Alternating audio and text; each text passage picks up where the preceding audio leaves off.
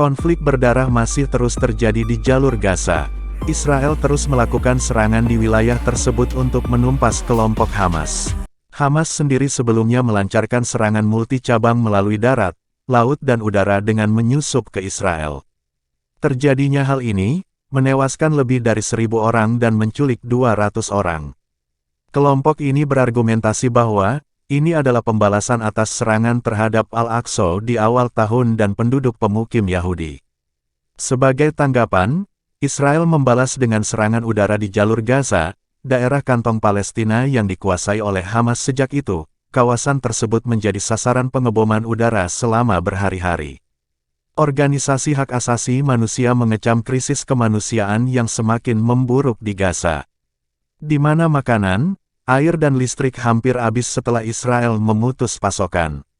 Pada konflik yang baru-baru ini terjadi, Rumah Sakit Baptis Al-Ahli di kota Gaza dibom, dan menewaskan ratusan orang dan memicu protes di Timur Tengah dan sekitarnya. Rumah sakit ini berfungsi sebagai tempat perlindungan bagi mereka yang mencari perlindungan dari serangan udara Israel. Serangan itu pun meningkatkan jumlah korban jiwa warga sipil dan anak-anak di Gaza. Berikut merupakan perkembangan terbarunya. Konflik pecah pada Sabtu tanggal 7 Oktober tahun 2023. Kelompok Hamas yang menguasai Gaza dan menyerang konser yang diadakan Israel di perbatasan Gaza Israel. Israel pun membalas dengan mendeklarasikan perang. Dan pada akhirnya Israel pun menyerang Gaza dari berbagai sisi.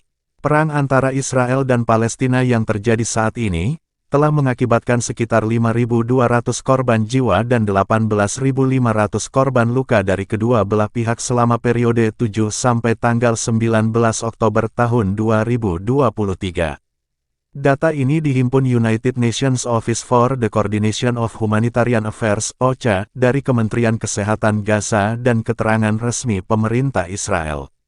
Selama 13 hari perang ini berlangsung, yakni pada hari Kamis tanggal 19 Oktober tahun 2023, jumlah korban paling banyak berasal dari pihak Palestina seperti terlihat pada grafik.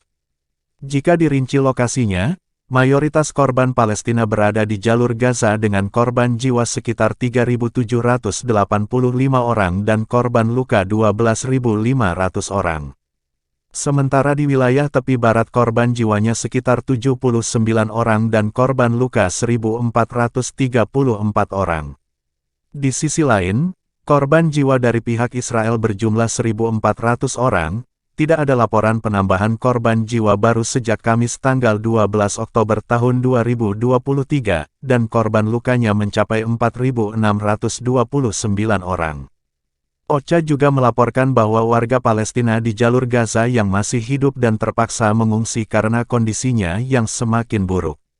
Jumlah pengungsi internal di Gaza diperkirakan sekitar 1 juta orang, termasuk lebih dari 527.500 orang yang tinggal di 147 tempat penampungan darurat UNRWA dalam kondisi yang semakin mengerikan.